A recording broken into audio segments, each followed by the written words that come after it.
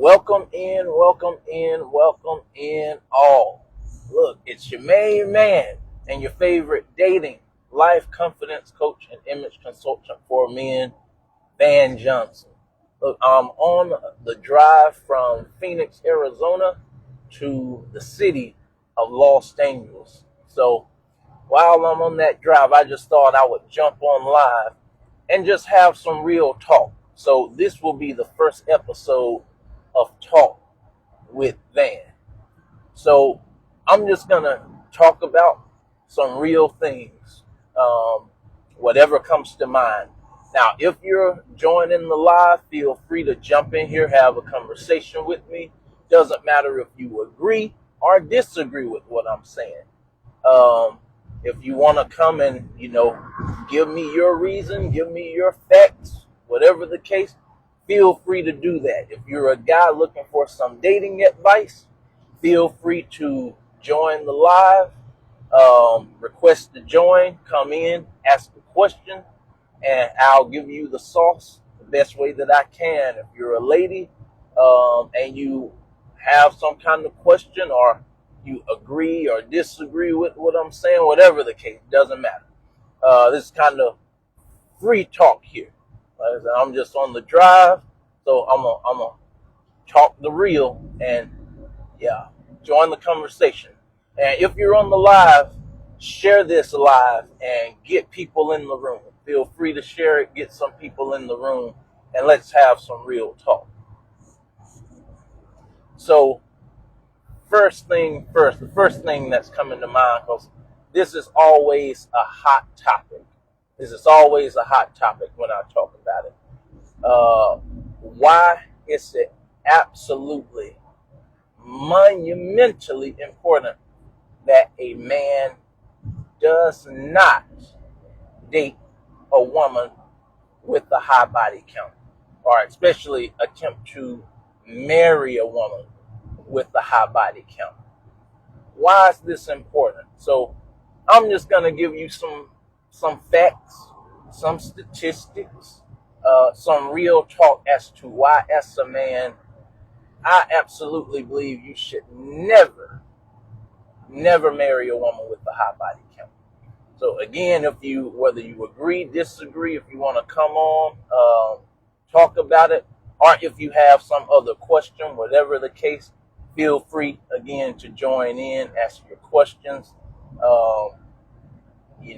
say your comments, whatever the case. Just remember, keep it respectful, and we'll be good. So why is it important that a man does not marry a woman with a high body count? Well, first of all, there's this thing called pair bonding.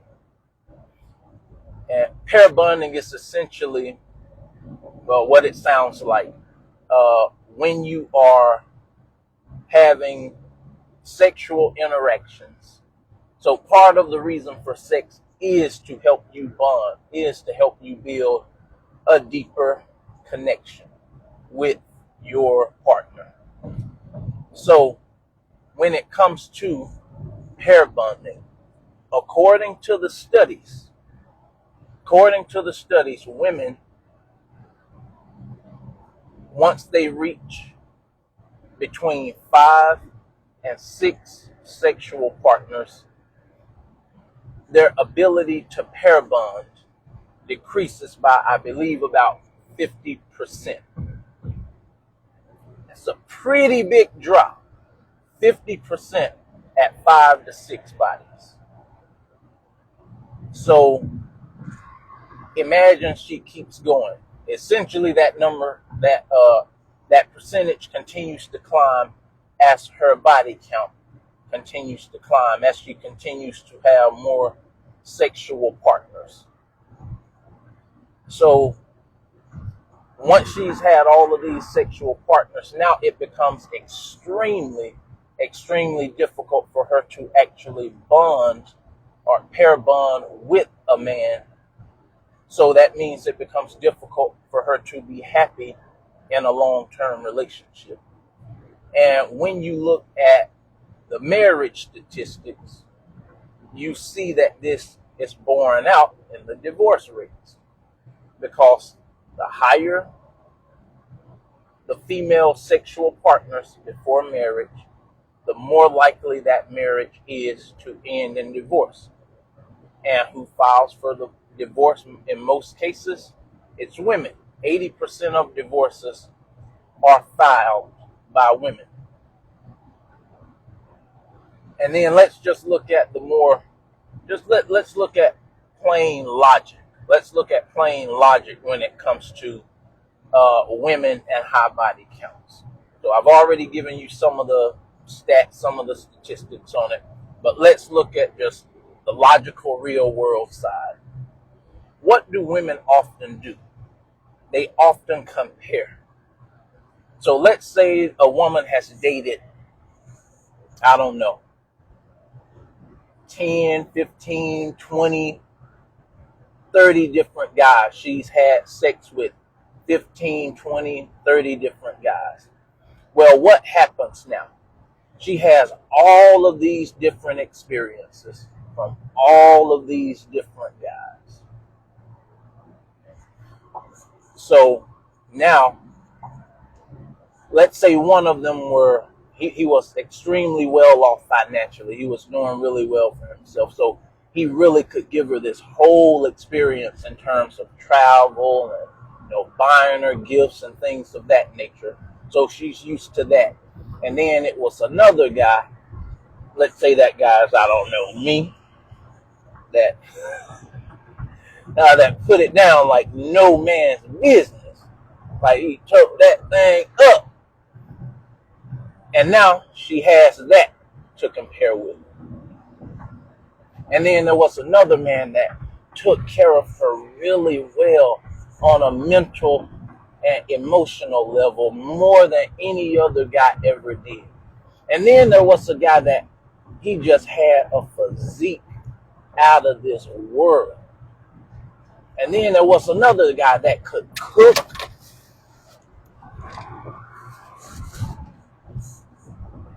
And we're back.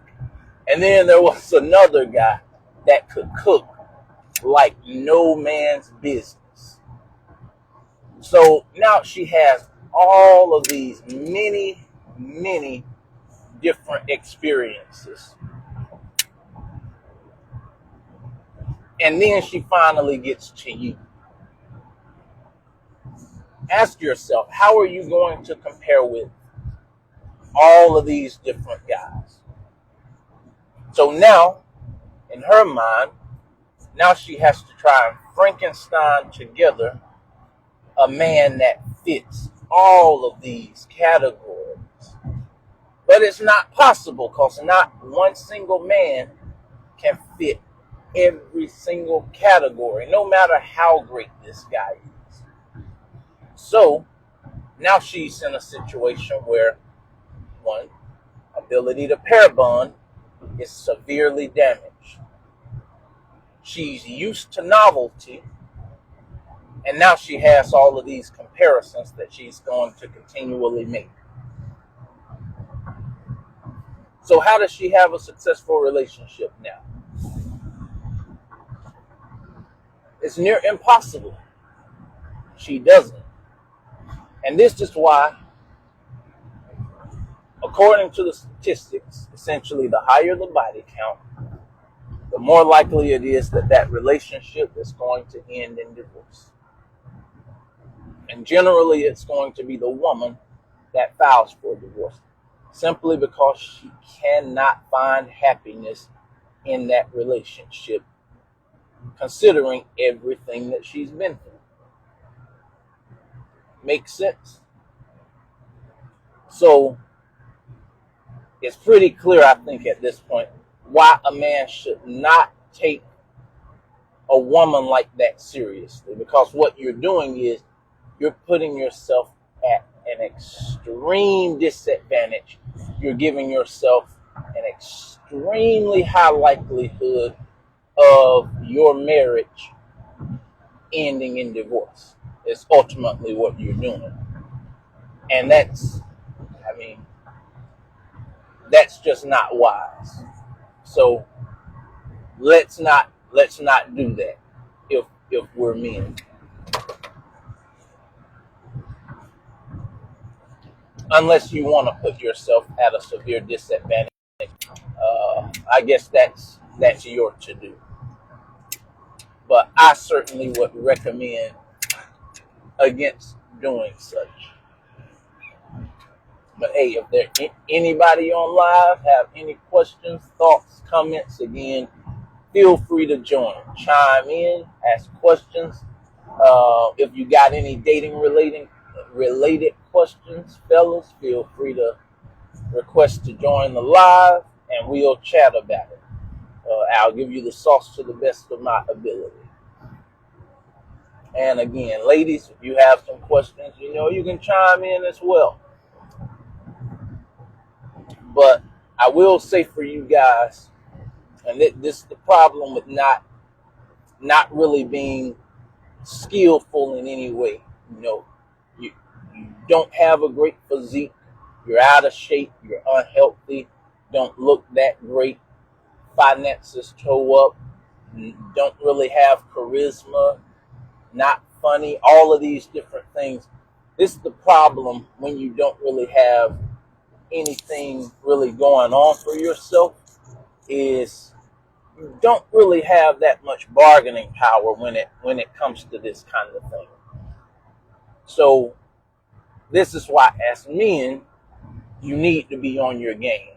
You need to be doing as much as you can to be the best that you can in as many different areas as possible.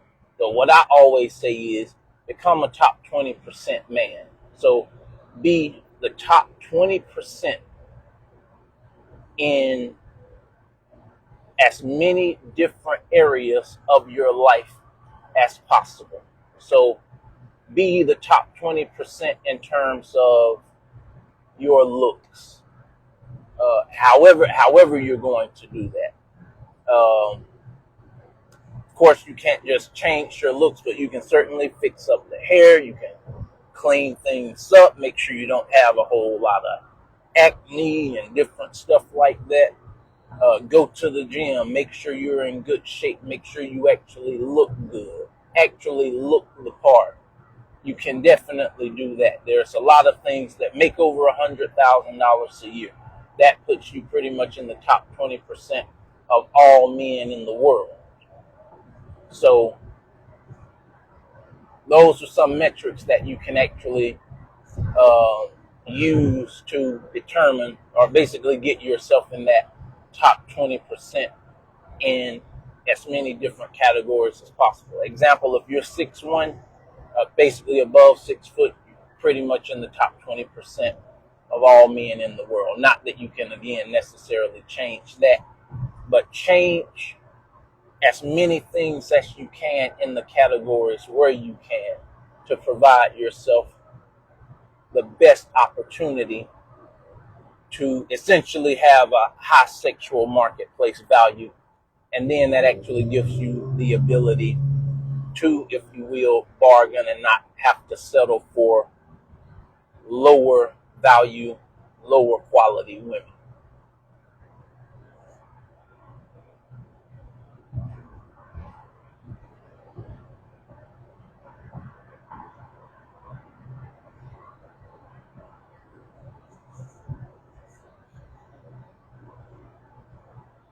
Yeah, any thoughts, questions, comments? Feel free to chime in. We just rocking and rolling along here. It's been quite the scenic view on this drive. Flying, of course, saves time, but it's a whole different experience taking a drive across country. From Mississippi to Phoenix, it's almost 24 whole hours, almost a whole day's drive. So it's been quite a time traveling across country. Yeah, I'm enjoying it quite a bit. Very different around these parts than around Mississippi and Texas area.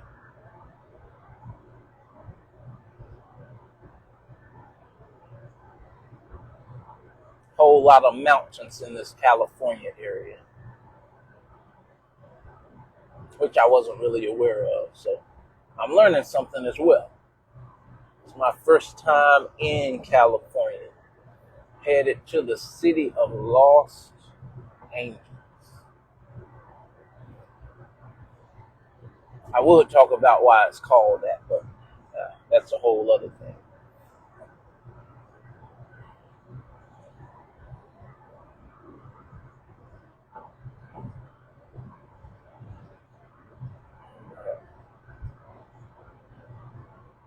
So anybody that's joined, appreciate you for chiming in. Joining the live. I'm gonna end it here, and I think I'm gonna jump over to good old TikTok and go live and see what they talking about. But yeah. So fellas, remember, be careful with them high body counts, because you're gonna put yourself extremely difficult position there when you're talking, if you're actually trying to have a long-term successful relationship. But then also remember, if you're low quality yourself, low value, understand, you really ain't got options like that. You really ain't got bargaining power.